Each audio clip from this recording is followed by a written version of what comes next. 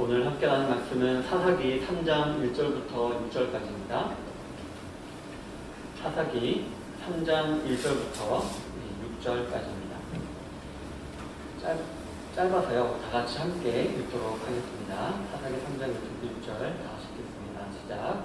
여호와께서 가나안의 모든 전쟁들을 알지 못한 이스라엘을 시험하려 하시며 이스라엘 자손의 세대 중에 아직 전쟁을 알지 못하는 자들에게 그것을 가르쳐 알게 하려 하사 남겨두신 이방 민족들은 블레셋의 5 군주들과 모든 가나안 족속과 시돈 족속과 바알 헤르몬 산에서부터 하맛 입구까지 레베논 산에 거주하는 히위 족속이라.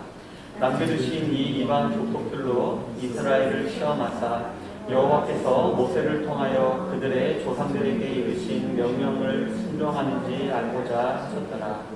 그러므로 이스라엘 자손은 가나안 족속과 헷 족속과 아모리 족속과 브리스 족속과 히위 족속과 여부스 족속 가운데에 거주하면서 그들의 딸들을 맞아 아내로 삼으며 자기 딸들을 그들의 아들들에게 주고 또 그들의 신들을 섬겼더라.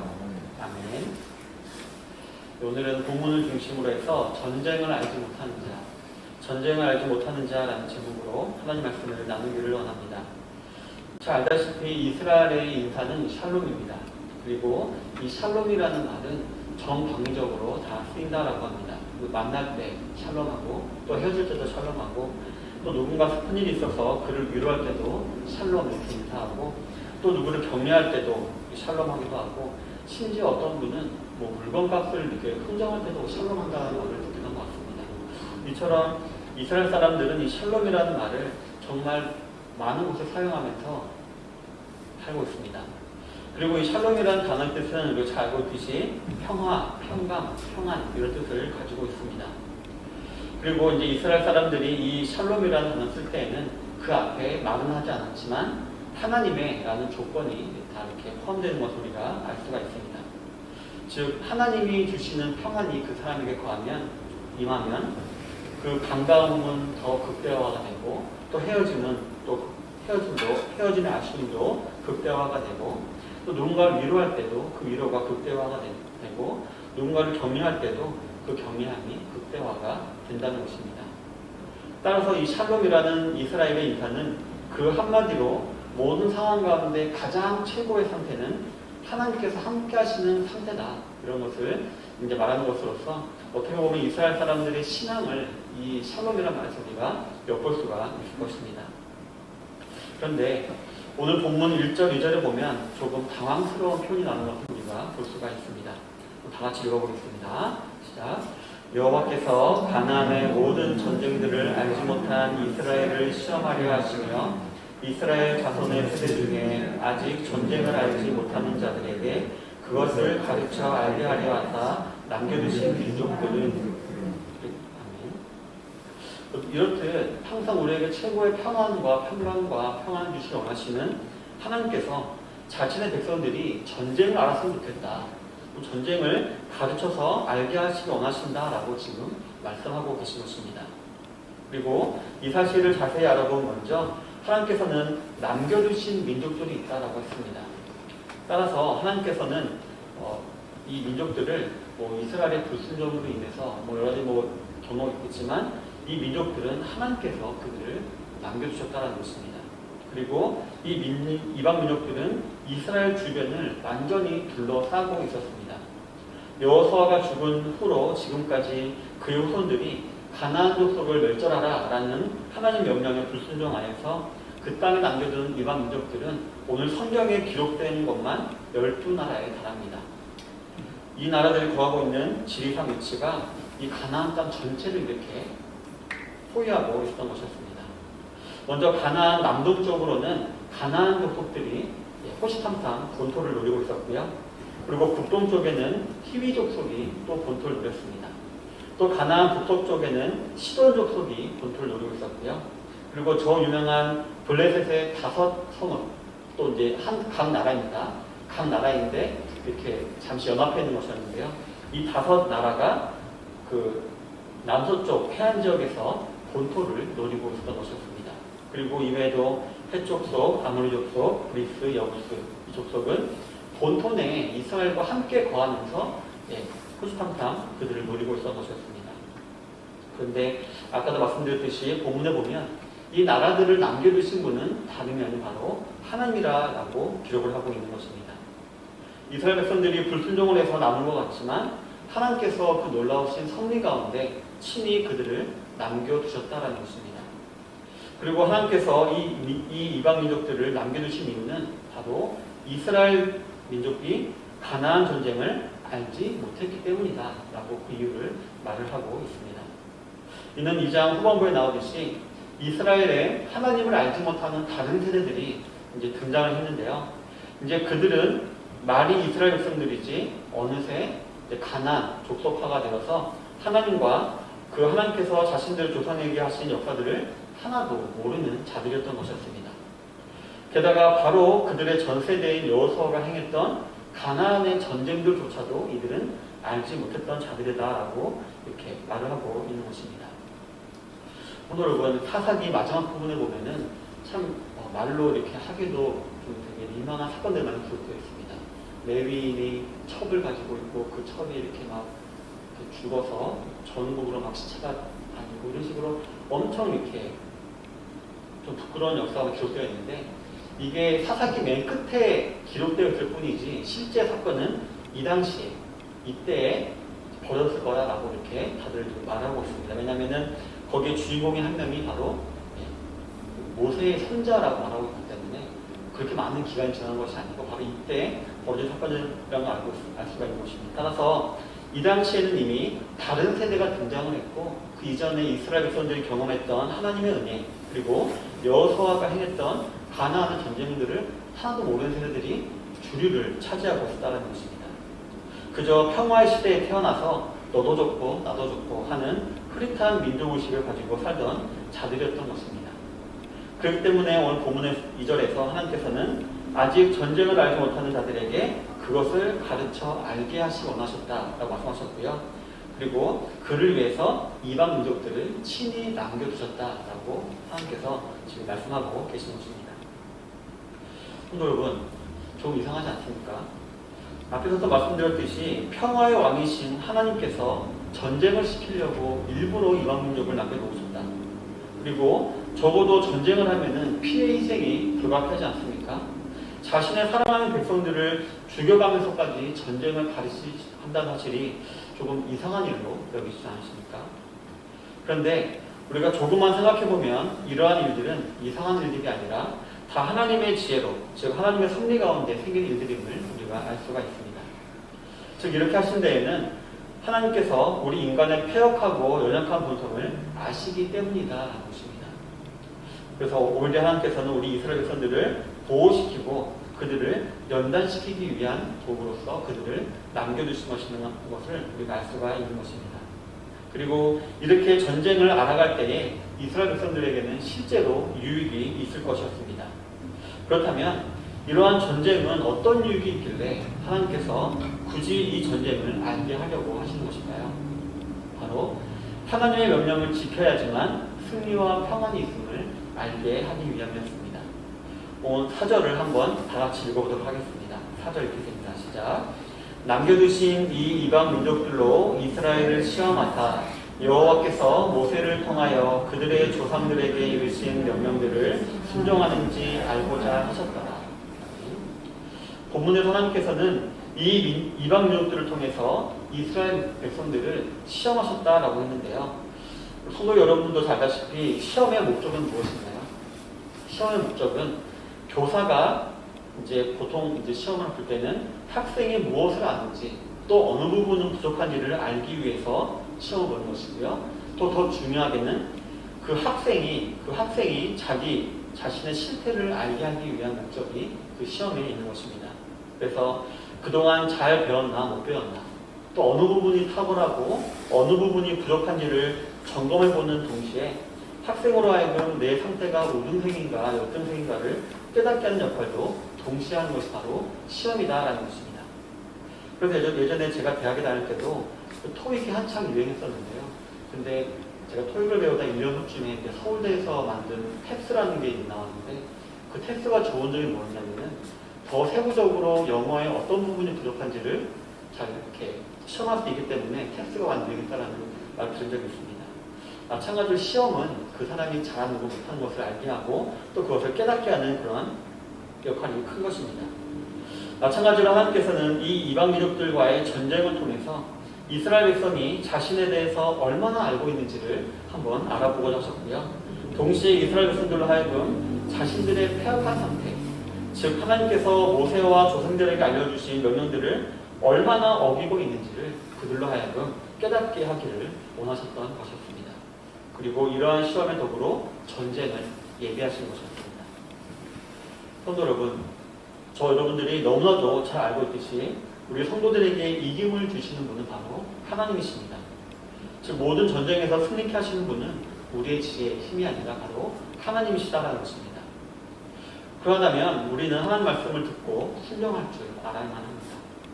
기막힌 전략이 있는 유능한 지휘관의 말을 따라서 일사불란하게 움직일 때에 그 부대가 승리할 확률이 크듯이 우리는 전쟁을 주관하시는 하나님 명령을 따라 일사불란하게 움직일 때 확실한 승리를 쟁취할 수가 있게 되는 것이기 때문입니다.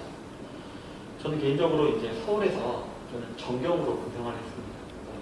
성동경찰서에 있는 정경대에 있으면서 정말 거의 1년에 한 300번 정도 시위를 막으러 다녔던 기억이 있는데요. 저희도 이제 전술이 있습니다. 저 같은 경우는 방패를 들었는데요. 방패 이렇게 하다가 막 있고요. 뒤에서 봉으로 막 찌르고 막 열고 잡아오고 이런 식으로 막 전술이 있는데요. 그래서 그 소대장이 누구냐에 따라서 그 소대가 얼마나 많은 시위대한테 맞느냐 안 맞느냐가 달려있었습니다. 마찬가지로 유능한 지휘관의 말을 따르면 정말 승리할 확률이 높지 않습니까? 따라서 하나님께서는 이방 민족들과의 전쟁을 통해서 외인만으로는 안 되는구나, 하나님 명령, 즉 하나님을 의지하지만 승리하는구나라는 사실을 분명히 알려주시기 위해서 이방 민족을 남기시고 전쟁이라는 것을 알게 하시려 했던 것이었습니다. 성도 여러분, 만약에 하나님께서 이러한 전쟁이 아니라 다른 방법으로, 즉 우리가 원하는 대로 하나님께서 그저 말씀만 하시고 그대로 이제 순종할 것을 요구하시고 그대로만 쓰면 어떻게 되었을까요? 이스라엘 백성들은 알아서 하나님 명령을 잘 따르고 알아서 하나님을 경외하는 마음으로 잘 섬겼을까요? 애석하게도 사람들은 그렇게 선하거나 자기가 마땅히 할 일을 스스로 알아서 할 줄 아는 믿음직한 존재는 아닙니다.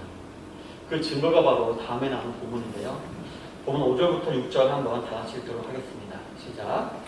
그러므로 이스라엘 자손은 가나안 족속과 헷 족속과 아모리 족속과 그리스 족속과 히위 족속과 여부수 족속 가운데 거주하면서 그들의 딸들을 맞아 아내로 삼으며 자기 딸들을 그들의 아들들에게 주고 또 그들의 신들을 섬겼더라.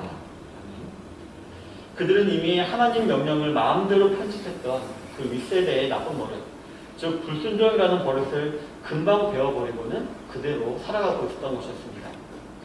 그래서 그들은 먼저 이방 족속들이 자신들과 함께 거하기를 허락했습니다. 분명히 다 진멸하고 했는데 함께 거하기를 허락했고요. 더 나아가 이스라엘 백성들도 아무 거리낌 없이 이방 족속들이 거하던 동네에 가서 함께 살았다라고 이렇게 말을 하고 있는 것입니다. 그들은 굳이 힘든 전쟁을 선택하기보다는 타협과 공존을 선택했던 것이었습니다. 그러면 어떻게 되었나요? 6절을 보니까 이방 족속의 딸들을 취하여서 아내를 삼고 자신의 딸들을 이방 족속의 아들들에게 내주었다라고 이렇게 말했습니다. 타협과 공존을 넘어서서 그들의 문화와 삶의 방식까지도 아무 거리낌 없이 이렇게 받아들였던 것이었습니다. 그리고 이러한 자본이 결국 무엇을 야기시켰나요? 6절 하반절에 나오듯이 그들의 신들을 섬기는 것, 즉 우상 숭배까지 나아가게 만들었던 것이었습니다. 이처럼 우리 사람들은 하나님의 간섭하심이 없다면 그저 방자하게 행하다가 하나님을 잊어버리고 우상 숭배를 할 수밖에 없게 되는 좀 연약한 존재인 것입니다. 즉 문화적으로나 가정적으로나 영적으로나 우리는 실패할 수밖에 없는 것입니다. 그렇기 때문에 하나님께서는 자신의 백성들을 향한 사랑을 표현하시는 발로로서 전쟁을 알게 하시기를 원하셨던 것이었습니다.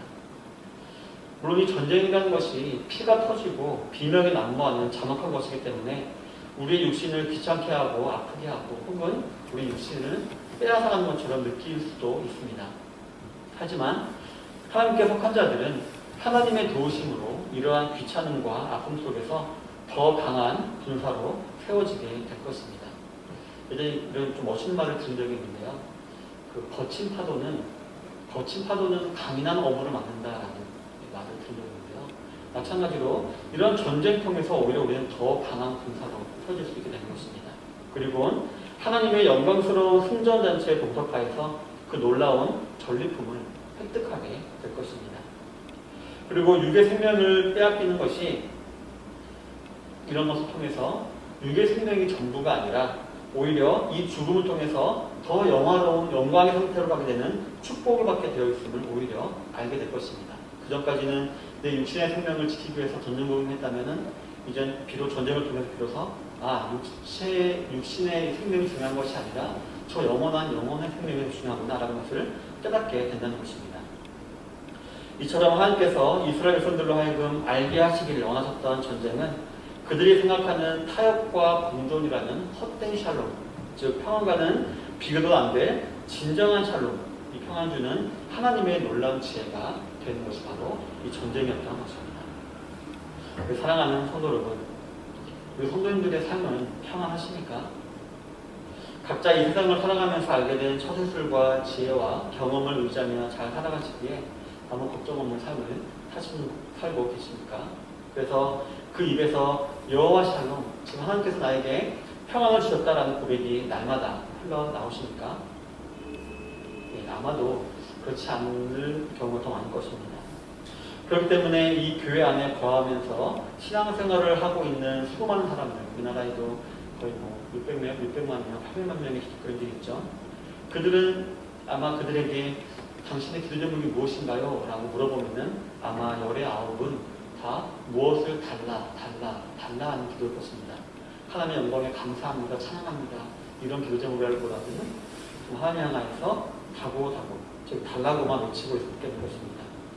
여전히 자신은 불만족스러운 상태에 있는 부족한 존재라고 해서 달라라는 기도 제목이 이렇게 많이 있을 것입니다. 또 많은 성도들이 어디가 그렇게 아픈지 치유 집회나 찬양 집회 등을 찾아다니면서 힐링, 즉 영육의 치료를 이렇게 원하고 있는 것입니다. 그런 성도들을 향하여서 하나님께서는 오늘 말씀하고 계십니다. 너희들은 전쟁을 알아야 한다라고 말씀하고 계십니다. 이 말은 하나님께서는 자신은 아무것도 하지 아니하고 그저 받기만 바라는 못난 성도가 되지 말고 하나님 명령을 따라서 하나님만 의지하기를 힘쓰는 치열한 영적 전투를 통해서 하나님 자신을 선수 알아가는 성숙한 성도가 되기를 원하신다라는 것입니다. 즉, 저 여러분들은 전쟁을 알지 못하는 자가 되어서는 안 된다라는 것입니다. 오히려 저 여러분들은 전쟁을 잘 아는 자들이 되어야 합니다. 그러기 위해서 가장 먼저 우리가 알아야 될 것이 있다면 하나님께서 우리 성도님들 주변에 남겨놓은 대적이 무엇인가를 아는 것이 먼저 중요합니다.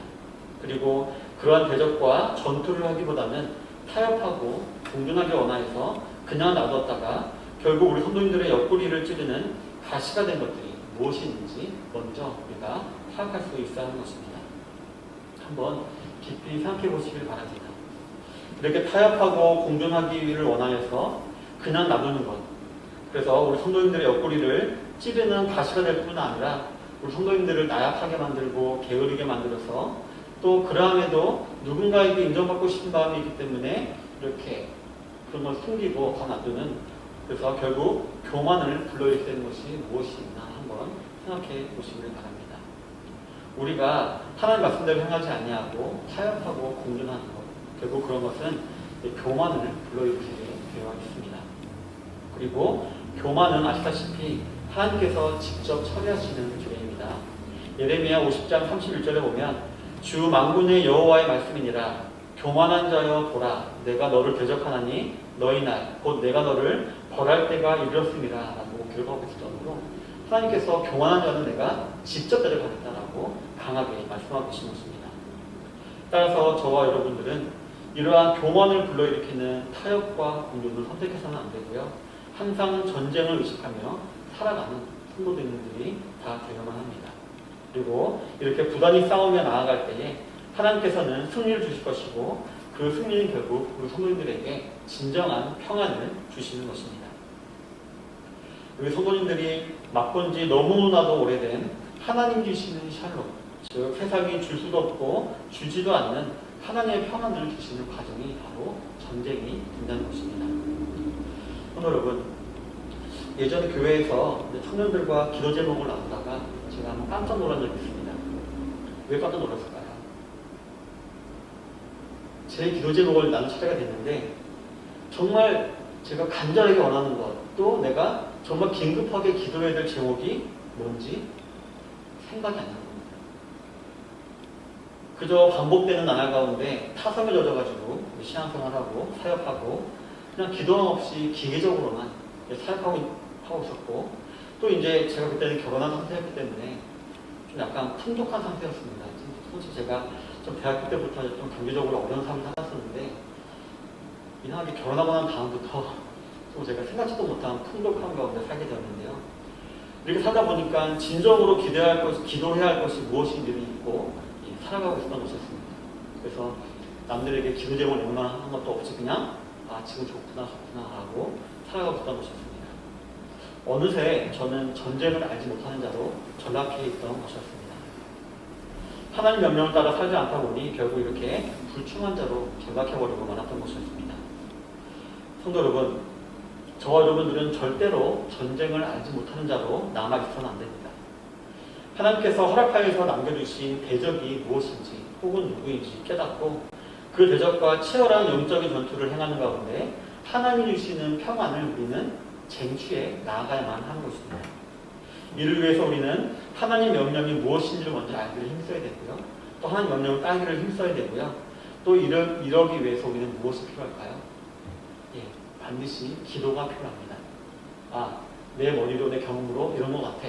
그럼 내가 계획적으로 해야지. 이런 식으로 우리가 알아서 하는 것이 아니라 먼저 무릎 꿇고 하나님께 이 전쟁을 이기게 해달라고 우리가 먼저 기도할 수 있어야 하는 것입니다. 기도 없이 계획하는 모든 일들, 또한 기도 없이 행하는 모든 일들은 결국 영적인 게으름이고요.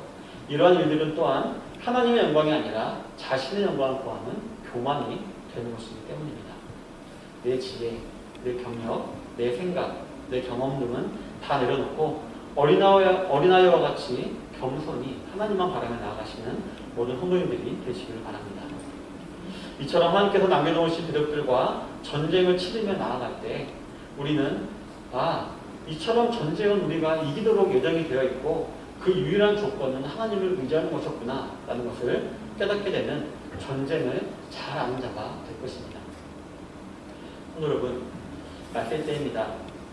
자주자주 말씀을 드리듯이 우리의 대적 마귀는 지금도 우는 사자와 같이 두루다니면서 삼킬 자를 찾고 있습니다. 그런 사단과 타협하거나 공존하려 하거나 그냥 굴복하는 성도님들이 되지 마시길 바랍니다. 아니면 게으른 태도로 그러한 사탄과 전쟁하기를 주저하는 성도님들은 한 분도 계시게 되길 바랍니다. 오히려 주의 말씀 위에 담대히 서서 기도로 나아가게 되시길 바랍니다. 그래서 사탄과의 전쟁에서 넉넉히 승리하고 또 승리로 인한 하나님의 평안이 우리 성도님들의 삶 가운데 충만하게 넘치게 되시기를 주님의 이름으로 축원합니다.